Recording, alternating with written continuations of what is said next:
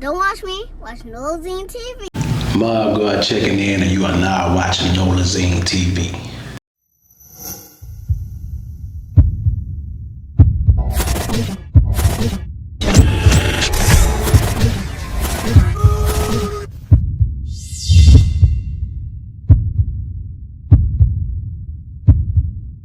Tell everybody where you from. They used to call me Savage. I'm from Baton Rouge. You know, they call me Mobb now. You know, as you get older, things change. But I put a lot of work in the groundwork of the popular artists that's from Baton Rouge to this day. I feel like I kind of helped make the scene what it is right now. You know what I'm saying? Okay, well, we gonna just jump in. Like, Baton Rouge music scene, like, you know, to the world, like, you know, I want you to give them like a little bit of what's really going on. And also, it would tell them about the people and who they should be looking out for as well. Yeah, right. Well, I started out under Trill. I was doing my own thing, and then I ended up on BET Uncut. I was one of the first artists from Baton Rouge. Miss BET Uncut. Yeah, I was the first artist from Baton Rouge on BET with an uncut video, and then I ended up. What the name of that song was? She'll Pop. Oh, okay. Yeah, I was Savage at the time, but yeah, I ended up signing with Trill. And I did a lot of production, a lot of writing for them, you know what I'm saying, from that point on. I also helped popularize the artist Nussie. A lot of his came from me.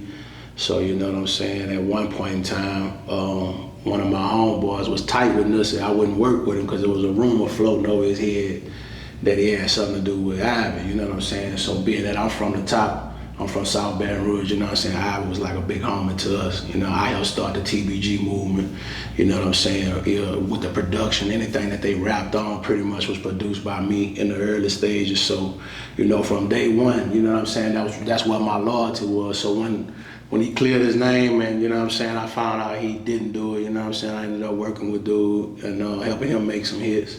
And that's how he got popular too, so. Put him on. He was just speaking over there, like he just threw me with it, like, you know,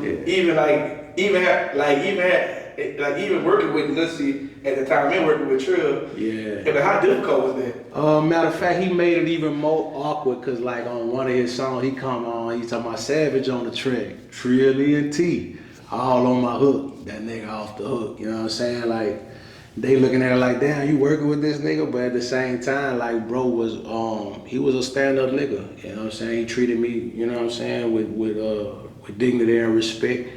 I ain't never seen no flaw in him, and he actually ended up doing a lot more for me than my actual label, so, you know what I'm saying? I'm forever grateful for that. Speaking of Louisiana as a whole, like, I think Nussie was like the first artist I seen actually troll people. Yeah. Like he was like the first artist I seen, like, before that was a word, like, he was the first troller.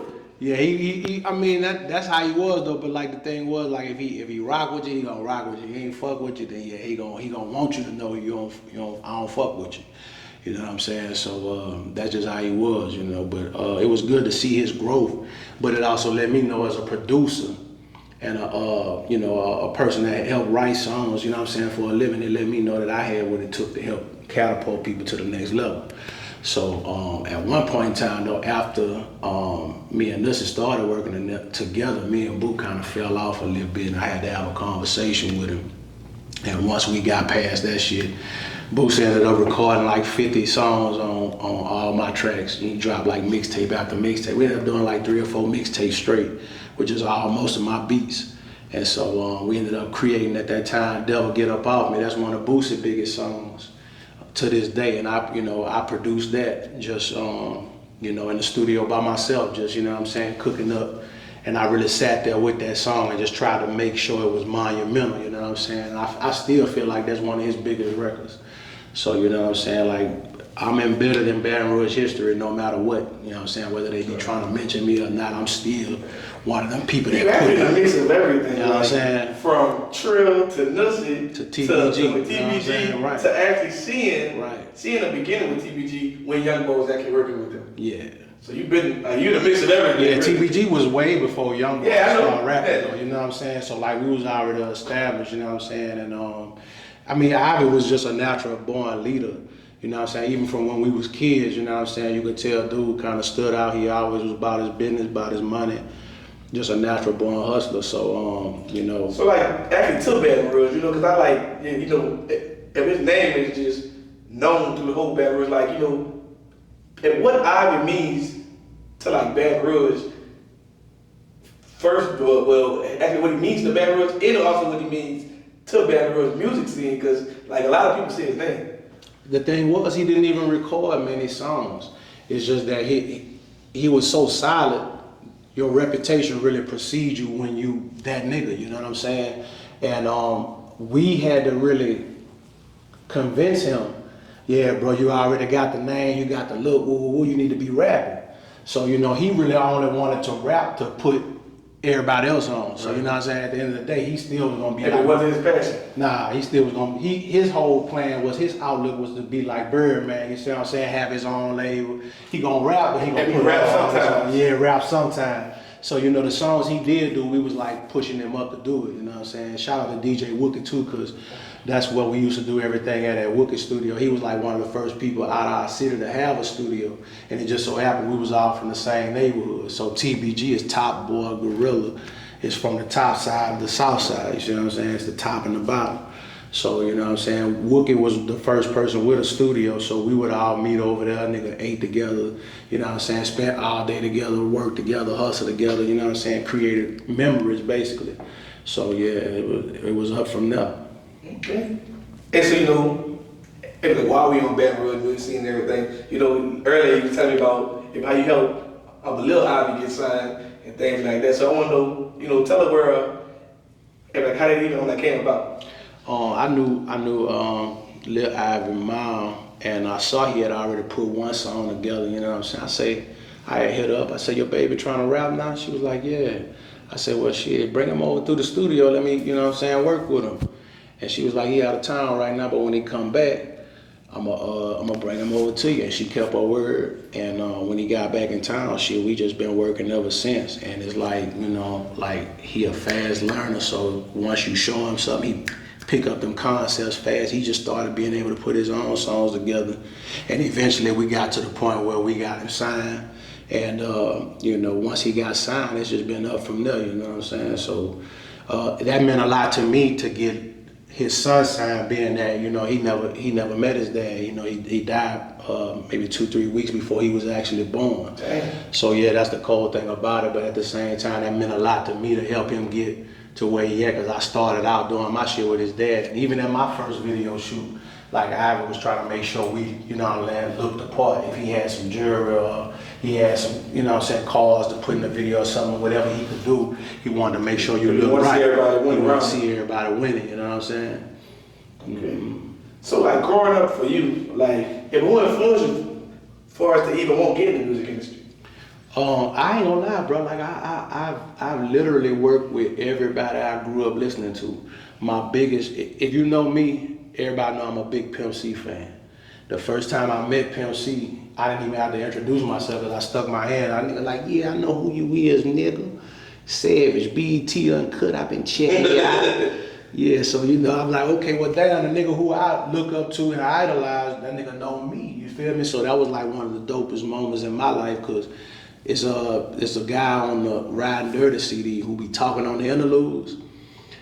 That's my partner, Smoke D. So me and Smoke was in touch, and he was like, man, when I get out, I'm gonna hook you up with Pimp. And sure as shit's thing, when Smoke got out, he hooked me up with Pimp, and shit, me and Pimp did a couple records. He ended up doing that Fly as an Eagle with Webby, and he ended up doing another song with my partner Vicious, rest in peace to Vicious as well. That was Pimp artist, but I did a song for them as well. It was just me looking on the outside in, and when I first heard of Trill Entertainment, and like in actually hearing Bun B on, you know, on the song with the Webby, I thought Trill Entertainment actually was owned by Bun B. Yeah, on the outside looking in. A lot of people did, but it's like Pimp was more like a silent partner, but he was just giving the game to Turk and Mel. Like, yeah, nigga, if y'all gonna fuck with it, okay, well, do this like this, do this like that. And TML was, you know, still getting their hustle on, putting their own money up. But, you know, Pimp was kind of like helping guide them, you know what I'm saying? And Boosie, man, I remember when Boosie was rapping on like a tape recorder. He would rap all his lyrics on tape recorder, and TQ would bring the tape just with no beat, no nothing. TQ would bring the tape to work. We used to work together. and bring it to the little grocery store, and we be listening to Boosie like that. So I already knew kinda, you know what I'm saying? I already knew dude was gonna be special. You know, it's a couple other artists out of BR I knew was gonna be special, and everybody that, you know, from Boosie on down, except for YB, I don't know YB person, I never worked with him. But anybody from Boosie on down to Kevin, to Webby, to Fox, to Big Head, to, you know what I'm saying, Level, Mister, I done had a hand in all their career. And I feel like, you know, that's why you can't erase me out of Baton Rouge culture, whether a nigga say my name or not. I'm still in them studios, still in them sessions, and none of that shit don't happen without a nigga like me being there.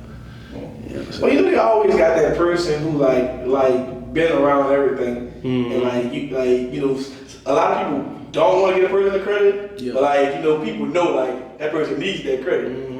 And you know what surprised me, like I was supposed to end up doing some work with Slim before he got killed, but then Anthony Murray ended up introducing me to BG. And man, that's one of my favorite rappers. Hey, that ain't a long time. Yeah, that's that was one of my favorite rappers too, like of all time. So when BG come to my studio, like he actually listening to what my input is on. Yeah, but was that the time that he got like if the old video surfaced with like BG and like Boosie? Yeah, that's around that same time. Yeah, I was working with BG, but he was coming by himself. Like he wanted to work in the studio where it was just me and him, you know what I'm saying? And like he like, what you think, Sam? You think I ought to redo that, or do it like this? I'm like, yeah, let's do this. So it's like, you know, one of my favorite rappers. You sit in the studio listening to my input on my beat at my studio. You feel what I'm saying? So it's like, niggas can say what they want, but at the end of the day, I don't work with every artist I grew up listening to, even 8-Ball, MJG, Juvie, you know what I'm saying, Wayne, all them boys that I grew up listening to. That you eventually had a chance to work with? I eventually had a chance to work with. I never had to do no fake shit to do it. I never had to, you know what I'm saying, sacrifice myself or do no crazy shit to get in niggas' presence. All I'm doing is just hustling, and niggas see you hustling, niggas see you jamming, you gonna get in the dough, you know what I'm saying? So like having all these name changes, like, you know, actually, I mean, what do you want the world to actually know you as? Like, you know, Savage, Mobb, what you want to know? Savage was too rough for me, bro. And Pimp, he was like, that was one of his things. Like, man, you ought to change your name because we're already doing this, woo woo woo. But at the same time, that been me. So it's like I was dedicated to it because that had been me forever, and I was afraid of change. But as I grew and evolved, I felt like I was bigger than just being Savage. So now I'm Mobb, mind over both bodies, you know what I'm saying? It's about being physically present and mentally inept, you know what I'm saying? We're on top of your game where, you know, you really just on top of the street shit, the hustle, the culture, the music, the business, the finances. And that's just, I'm at an elite level in my life right now that I've never been at. And I feel like I'm at my pinnacle. So, you know, I'm MobbGod now. Okay. So, do you have any projects coming out? Yeah, I got a new single, Through the Roof. Shout out to Coco and Lil, and they just shot the video for that yesterday in Baton Rouge. Lil Ivy, he got a whole bunch of videos he been dropping. I'm working on another mixtape myself. I'm about to drop Chess Game Deluxe Edition and a couple more visuals. So I got a new studio opening up in Plaquemine, Louisiana. This is gonna be my second studio. One of my partners going into business with me. We franchising my first studio, which is in Atlanta now, Mobb HQ. So man, anytime y'all in Atlanta, anytime y'all in BR, I got a studio for you. I got beats for you. I got expertise for you. I got songwriting for you. We got pictures. We got video men. Whatever you need, man. I'm on top of all of it. Okay. So, like, for as a music artist and producer, what separates you? I feel like, man, my business acumen separates me because, like, even with the Solo Mafia, I've been selling these clothes. It's my 10th year doing this. We worldwide, we ship worldwide. We've been doing this for a long time, and it keep growing. My business acumen ain't like the average rapper because I own everything. I own my studio, I own my royalties, I own my beats, I own, you know what I'm saying? I write all my songs, I write for other people. So out the gate, I'm a separate entity on all levels, you feel what I'm saying? I'm a one-stop shop. And for me to have to go outside of my realm to go outsource, I really don't have to, and that keep the money in the family and that actually help take care of my family on a day-to-day basis. So this is all I rely on to really thrive. And it's the best I've ever been. You know what I'm saying, at this point. So it's like, we be thinking that we don't have a lot of time, But at the same time, the time that we do get, if you really, you know what I'm saying, seizing the opportunity, you should be getting better at every moment. And I feel like I say I'm at my best right now. Okay.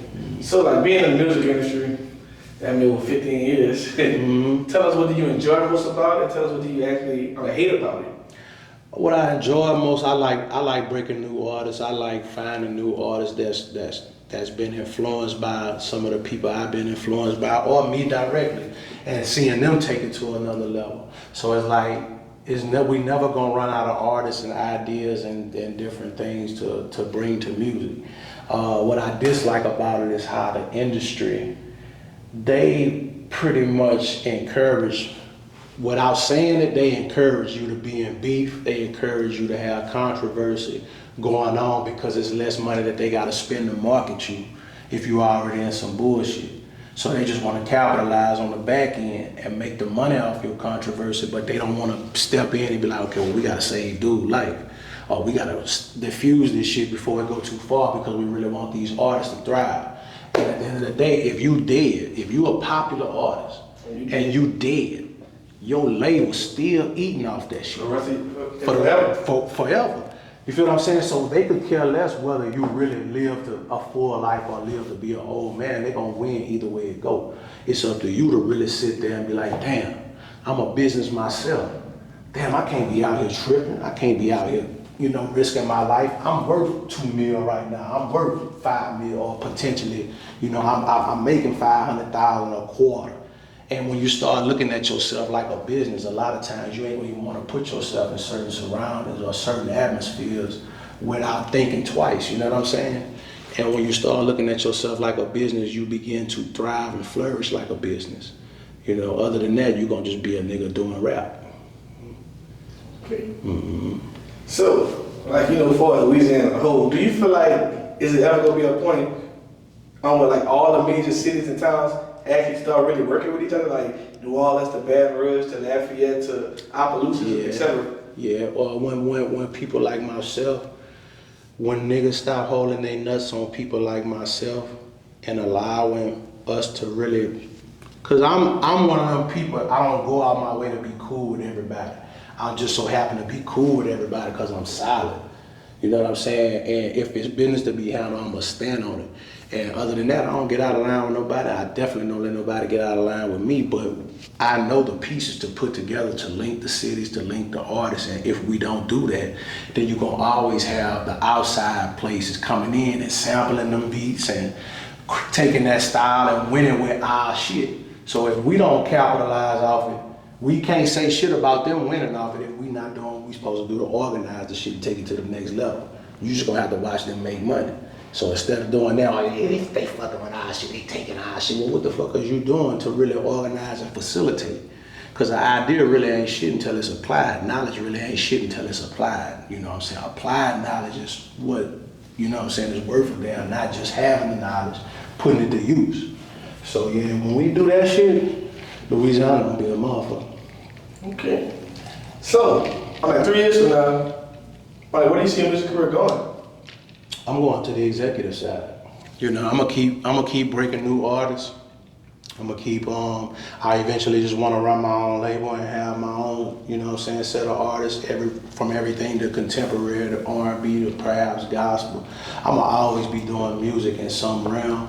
So once I go to the executive side, I really just wanna be able to put my artists out and give them a fair shot to learn the business so they don't have these stories where, oh yeah, I signed a fucked up contract or they fucked me out of some money, woo woo woo. Now I'm trying to do fair business out the gate so people can take care of their families and actually live off this shit, because royalties last forever, whether people know that or not. A lot of y'all rappers, you need to sign up for your ASCAP or your BMI, whatever the case may be, because you think it ain't no money out there floating around, but this is the most lucrative music has ever been for the simple artist to just straight from the computer to the consumer.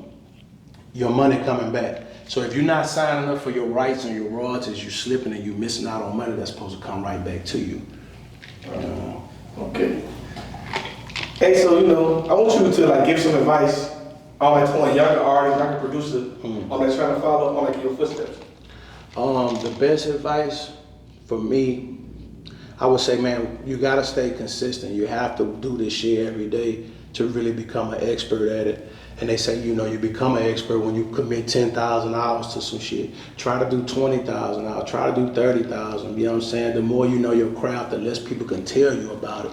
The more you know your craft, the more you'll start making money for your expertise and not just your time. You'll be getting paid for your knowledge. You know what I mean? Okay. So what's next for you? Do you plan on dropping more merch, signing artists, working with more artists? Just let us know. I got my artist Jigga the Man is coming. He got some shit coming. I got more projects that I'm gonna try to assemble with just Baton Rouge artists, you know what I'm saying? Pulling more new guys in and putting new songs together for them, showing them how to get their shit off the ground. I also got Mobb University coming where I'm showing people how to mix and master their own music, but also how to distribute their own music and then get the royalties from it. So it's gonna be like a 2-day class where one day I'm showing you how to use a template, the next day I'm showing you how to go through your paperwork. So you know what I'm saying, look for that coming soon too. Okay.